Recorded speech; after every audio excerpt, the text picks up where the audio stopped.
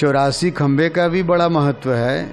84 लाख योनि हैं। अगर एक बार भगवान के मंदिर में कोई परिक्रमा लगाता है 84 खंबे का, तो 84 योनियों से मुक्त हो जाता है। 2 एकड़ में बना है, 100 करोड़ की लागत से। यहाँ 3 दरबार होंगे मेन मंदिर में।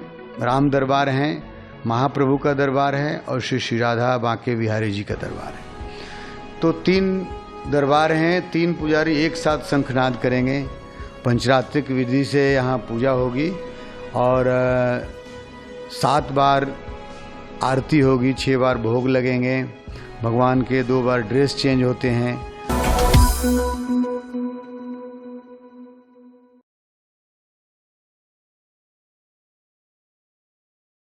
मैं हूं हिमांशु शेखर और आप देख रहे हैं युवा शक्ति न्यूज़, हर खबर पैनी नज़र। आज मैं बिहार के एक बहुत बड़े शख्सियत इस्कॉन के प्रेसिडेंट श्री कृष्ण कृपादास जी के साथ आज इस्कॉन मंदिर में पहुंचे हुए हैं। कृपादास जी, मैं आपसे जानना चाहता हूं कि पहले आप अपना एक परिचय दे दें कि आपका परिचय क्या है। वैसे मेरा नाम है कृष्ण कृपादास, इस्कॉन पटना का अध्यक्ष हूं और बिहार के जोनल सुपरवाइज़र हूं। ईस्ट इंडिया का हमारा डिविजनल काउंसिल है, उसका मैं वाइस चेयरमैन हूं। और यहाँ पर बिहार में काफ़ी दिनों से लगा हूं, जिस हमारे अंतर्राष्ट्रीय श्री कृष्ण भावनामृत संघ इस्कॉन के कार्यों में। इसके पहले मैं बॉम्बे में था, 8 साल में बॉम्बे रहा, इसके बाद अध्यक्ष पद संभाला और धीरे धीरे करते करते काफ़ी दिन हो गया। लेकिन बिहार में जो गौरवशाली है, बिहार का गौरव वैदिक इतिहास में रहा है, उस आधार पर वैदिक विहार को लेकर के हम लोग चलते हैं। तो एक वैदिक विहार की स्थापना का ये शुरुआत है और हम लोग चाहते हैं कि वैदिक विहार वापस हो, क्योंकि भारत के इतिहास में वैदिक विहार का एक बहुत बड़ा स्थान है, गौरवशाली रहा है, जिसको आप पाटलिपुत्रा के नाम से जानते हैं। उसी धरती पर बिहार का गौरव श्री श्री राधा बांके बिहारी जी ललिता विशाखा मंदिर का निर्माण, वैदिक संस्कार केंद्र का निर्माण हो चुका है।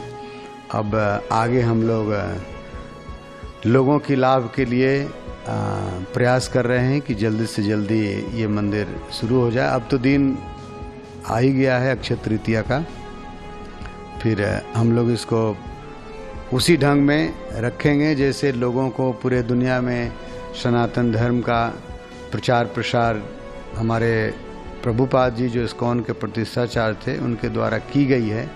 उसी आधार पर हम लोग यहाँ भी, उनकी इच्छा थी कि बिहार में बहुत बड़ा एक मंदिर बने और हमारे गुरु महाराज हिज होलीनेस जय पताका स्वामी महाराज जो मायापुर रहते हैं, पूरे दुनिया में कृष्ण भावना का प्रचार प्रसार कर रहे हैं। उनका विशेष आदेश था और कृपा भी था मेरे ऊपर कि उन्होंने कहा, यही वर्ड मुझे आज भी याद आती है जो मैं आपको शेयर कर रहा हूँ, कि पाटलिपुत्र का एक बहुत बड़ा इतिहास है, तुम जाओ एक ही मंदिर बनाओ जो हमारे भारतवर्ष के टॉप 10 में उसका भी नाम हो। तो उनकी कृपा आज हम लोगों को प्राप्त हो चुकी है। आप देख सकते हैं कि इतना गौरवशाली मंदिर बन करके तैयार है और इसकी तैयारियां काफ़ी दिनों से चल रही हैं। जैसे 84 खंबे का ये मंदिर है।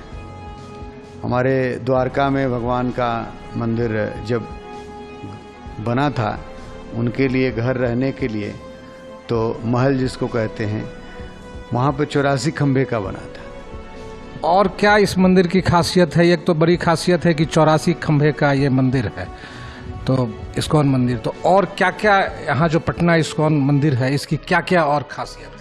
और ये 84 खंबे का भी बड़ा महत्व है। 84 लाख योनि हैं। अगर एक बार भगवान के मंदिर में कोई परिक्रमा लगाता है 84 खंबे का, तो 84 योनियों से मुक्त हो जाता है। और उसके साथ साथ आप देख सकते हैं कि ये जो इतना बड़ा मंदिर है, प्रांगण है, 2 एकड़ में बना है, 100 करोड़ की लागत से। यहाँ 3 दरबार होंगे मेन मंदिर में।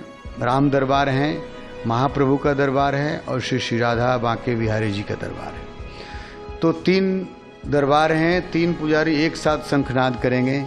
पंचरात्रिक विधि से यहाँ पूजा होगी और 7 बार आरती होगी, 6 बार भोग लगेंगे भगवान के, 2 बार ड्रेस चेंज होते हैं।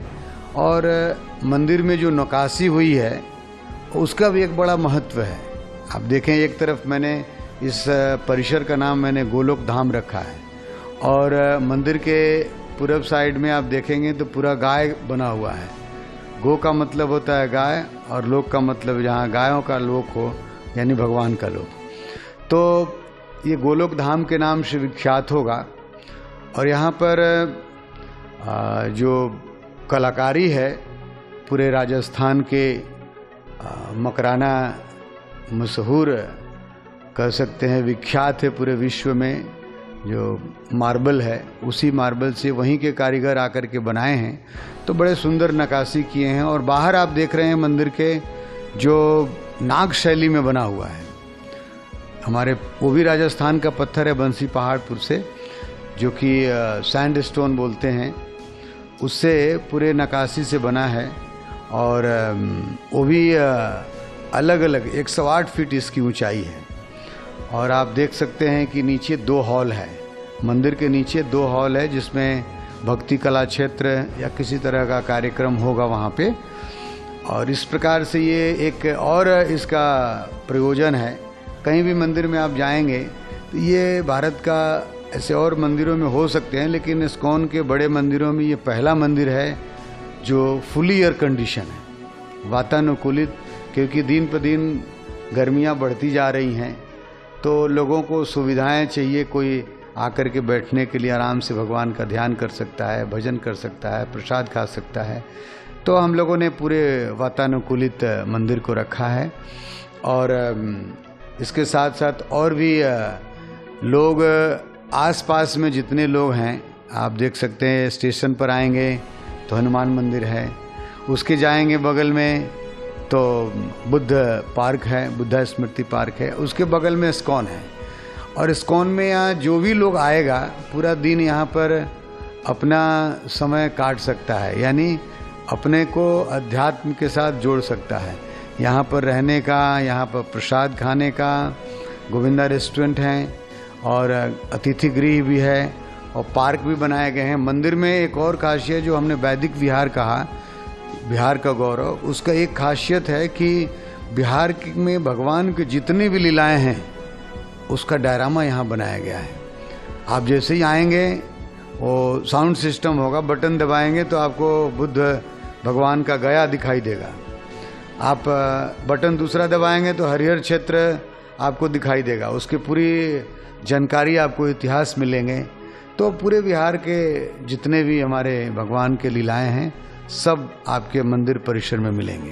अच्छा, एक चीज़ ये कहा जा रहा है कि इस मंदिर का निर्माण जिन कारीगरों ने किया है वो ताजमहल का जो निर्माण जिनके द्वारा हुआ था उनके ही वंशज हैं या उन्हीं के परिवार के लोग सब? वो लोग तो बोलते हैं मकराना से ही थे, तो उनके वो लोग बोलते हैं हम लोग परिवार वाले हैं। मुझे उतना पता नहीं, बट वहीं के लोग हैं।